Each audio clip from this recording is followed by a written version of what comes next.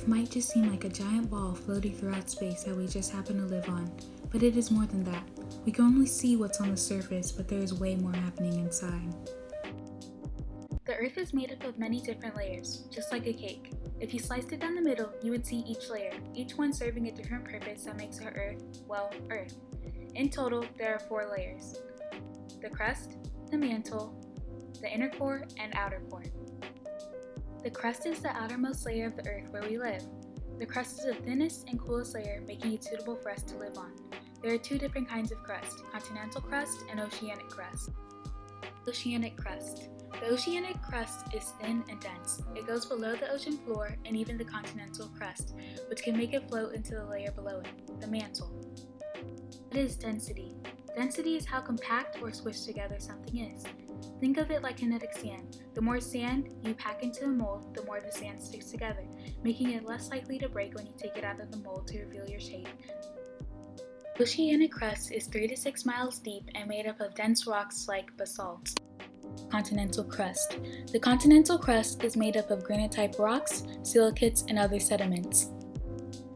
What are silicates? Silicates are minerals that contain silicon, oxygen, and usually one or more other elements.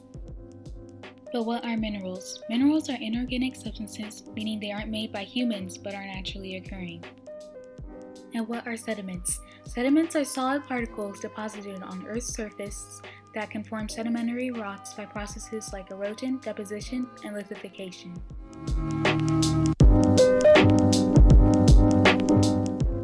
How are sedimentary rocks formed? The first process is erosion, the movement of materials from one location to another by wind, water, glaciers, and gravity. The second process is deposition, which is when sediment lays down at the bottom of a body of water or the ground. It's the last stage of the erosion process. The sediment is dropped off at their final destination until they decide to take another trip. And the third process is lithification, which is when sediments turn into rocks by compacting and cementing. The continental crust is 22 to 24 miles deep, making it thicker than the oceanic crust. This seems large, but it is very small compared to the other layers. The thickness of the crust varies depending on where you are on Earth.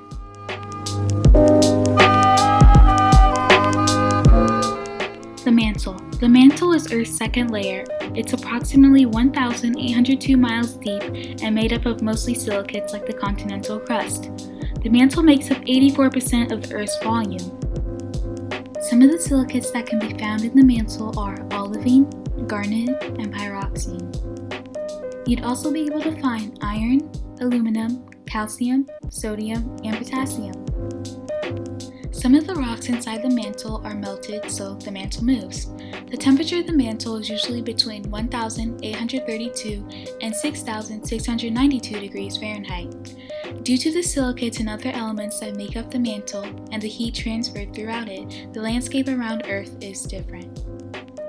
Earth's final interior layer is the core. It's split up into 2 parts, the solid inner core and the liquid outer core. The Earth's solid inner core has a radius of 760 miles and has a temperature of over 9,032 degrees Fahrenheit. The outer core is made up of iron and nickel. The temperature of the outer core is 7,952 to 9,032 plus degrees Fahrenheit. The outer core is so hot that the iron and nickel melts, making it liquid. It has a depth of approximately 1,355 miles. What is radius? Radius is the distance from the center to the perimeter of a circle or sphere. The further down Earth you go, the hotter it becomes. The core is what keeps Earth warm and gives us our magnetic field, which is basically a huge invisible shield that blocks all the stuff flying at us through space and the dangerous particles from the sun. Not all of them, though. Well, that's what's inside our Earth in short. Remember to take care of our Earth so we can live on it longer.